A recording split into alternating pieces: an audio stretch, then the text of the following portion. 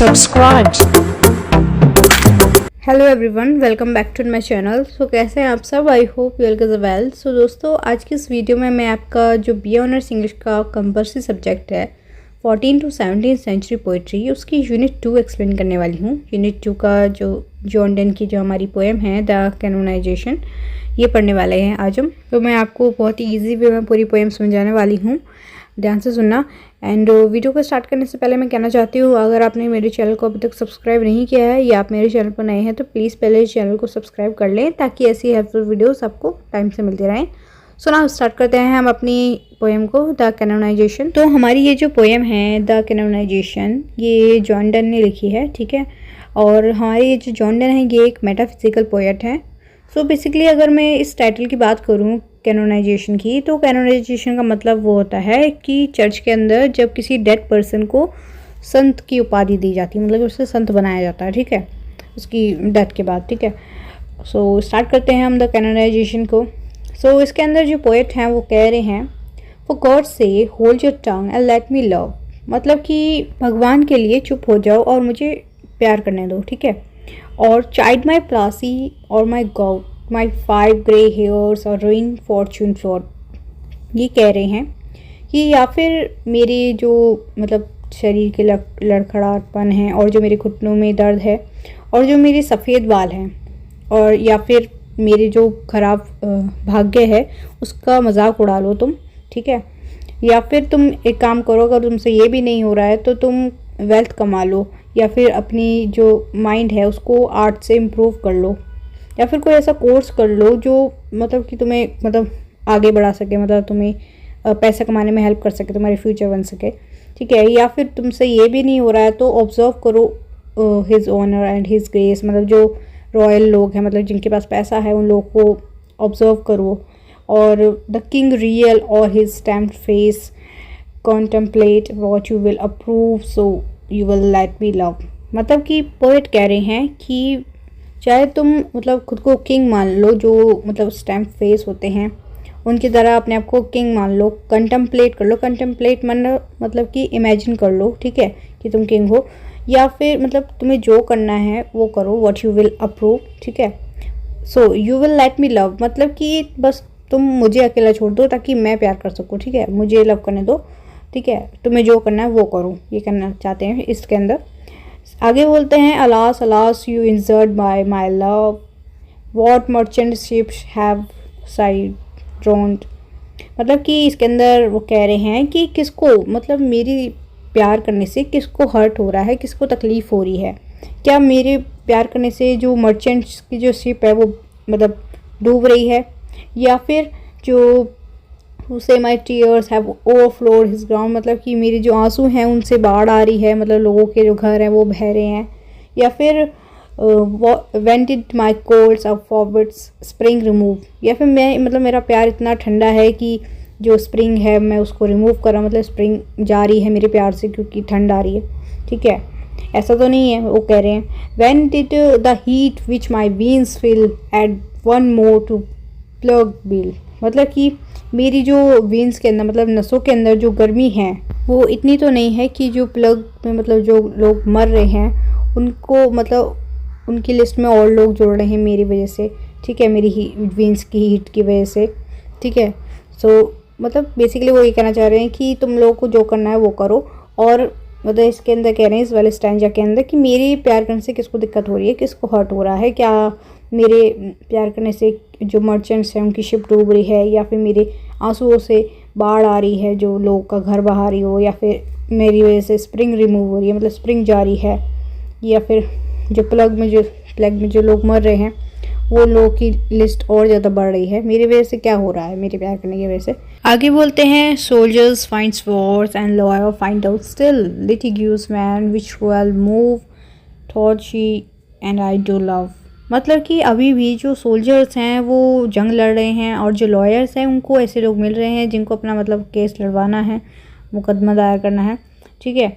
और थॉट जो मैं और मेरी जो बिलव्ड हैं वो प्यार कर रहे हैं, ठीक है, हमारी वजह से किसी को कोई दिक्कत नहीं हो रही है, मतलब कोई भी हर्ट नहीं हो रहा है, जिसको जो करना है वो कर ही रहा है, तो हमें अकेला छोड़ दो, हमें प्यार करने दो, ठीक है। आगे बोलते हैं call us what you will we are made such by love, call her one me another fly we are taper too and our own cost die. मतलब कि तुम हमें जो बोलना चाहते हैं वो बोलो, हम अपने प्यार की वजह से बनी हैं, ठीक है, हम अपने प्यार से बने हैं। कॉल हर वन और मी अनदर फ्लाई, मतलब कि आप चाहे मुझे फ्लाई बोलो या मेरी बिलव्ड को फ्लाई बोलो, ठीक है। फ्लाई मतलब कोई उड़ता हुआ कीड़ा, कोई इंसेक्ट, वो उसे फ्लाई बोलते हैं, ठीक है। We are taper too, taper मतलब मोमबत्ती, ठीक है। ये मोमबत्ती वो होती है ना जो मतलब जब उससे जलती है, उसके जलने की वजह से, उसका जो नेचर है जलने का, उसकी वजह से ही वो मतलब पिघल पिघल के ख़त्म हो जाती है, मर जाती है। तो उसी तरीके से यहाँ पे वो कह रहे हैं कि हम भी टैपर की तरह ही हैं, जो हम मतलब अपने प्यार की वजह से खुद जीते हैं, प्यार की वजह से ही मरते हैं। And we in us find the eagle and the dove, the phoenix riddle hath more wit by us we two being one are it. कह रहे हैं कि हम एक दूसरे को ईगल और डव की तरह देखते हैं। और आगे जो बोलते हैं the phoenix riddle hath more wit, phoenix जो है ये एक रिडल है, मतलब कि रिडल मतलब होते हैं पहेली, ओके। सो फिनिक्स की एक ये पहेली है फिनिक्स बर्ड की, कि मतलब ये एक मिथ है कि बोला जाता है जो फिनिक्स बर्ड है वो खुद ही मर जाता है और फिर खुद ही जिंदा हो जाता है। तो इसमें भी वही चीज़ बोली है, we die and rise the same and prove mysterious by this love, कि पोएट कह रहे हैं जिस तरीके से फिनिक्स का जो रिडल है कि वो खुद ही जिंदा हो जाता है, खुद ही मर जाता है, मतलब खुद ही मर जाता है, खुद ही जिंदा हो जाता है, उसी तरह से हमारा प्यार भी खुद ही जिंदा होता है और खुद ही मर जाता है, ठीक है। और आगे बोलते हैं we can die by it if not live by love and if unfit for tombs और हेयर्स अ लेजेंड बी। मतलब कि इसके अंदर वो बोल रहे हैं कि मैं और मेरी जो बिलव्ड हैं वो अगर प्यार के लिए जी सकते हैं तो प्यार के लिए मर भी सकते हैं, ठीक है। और एंड जो हमारी जो मतलब कहानी है, हमारा जो प्यार है, उसको भले ही टॉम्स के लिए वो अनफिट हो और लेजेंड्स के लिए अनफिट हो, बट जो हमारा जो प्यार है वो वर्ड्स के लिए एकदम फिट है, मतलब कि पोएम्स के अंदर एकदम फिट है, सोनेट्स के अंदर, सोनेट के रूम के अंदर, मतलब सोनेट्स के अंदर हम अपने प्यार को बता सकते हैं, लोगों तक अपने प्यार को पहुंचा सकते हैं, ठीक है। लोग हमारे प्यार को सोनेट्स के थ्रू जानेंगे, जैसे कि हम अभी जान रहे हैं इनके बारे में, इनकी पोएम से, ठीक है।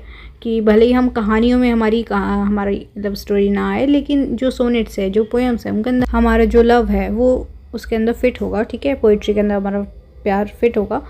As well a well wrought on becomes the greatest ashes as a half acre tombs। मतलब इन लाइन्स का मतलब है कि जो अन्न मतलब होता है लोटा, ठीक है।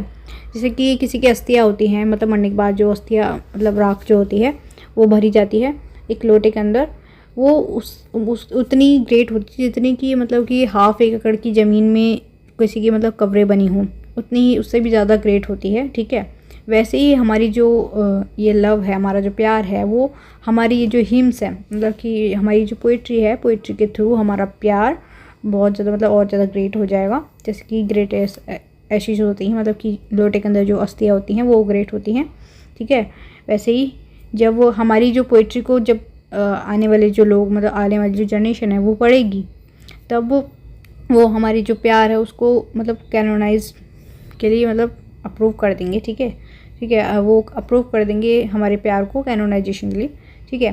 सो आगे की लाइन्स में वो बोलते हैं एंड डस इवोकर्स who whom driven love made one another's hermitage you to whom love was peace that now is rage. तो पोएट कह रहे हैं कि जब वो लोग हमारी पोएट्री को पढ़ेंगे, जो आने वाली जनरेशन है जो हमारी पोएम्स को पढ़ेंगे, सो वो लोग हमसे मतलब इवोक करेंगे, हमसे प्रार्थना करेंगे, और वो लोग हमसे कहेंगे कि आप लोग जो थे वो अब दोनों का प्यार एक दूसरे के लिए हर्मिटेज था, मतलब कि तीर्थ यात्रा कह सकते हैं, ठीक है, एक रिलीजियस वे में, ठीक है।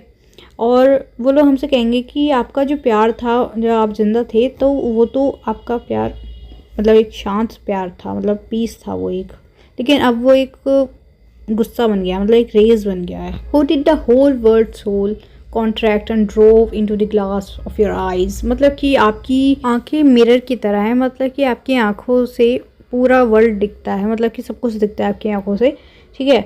सो मतलब एज अ मिरर आपकी आंखें सब कुछ दिखाती है हमें। और countries towns quotes back from above a pattern of your love और जो कंट्रीज़ हैं, टाउन्स हैं, कोर्ट्स हैं, वो लोग आपके जो आपका जो लव का जो पैटर्न है उसको फॉलो करेंगी, ठीक है। और आप लोग जो हो वो एक लव का सिंबल बन गए हो, ठीक है। मतलब ये कह रहे हैं कि जो आने वाली जनरेशन्स है वो हमारी पोएम्स को पढ़कर ये बात हमसे कहेंगी, ठीक है।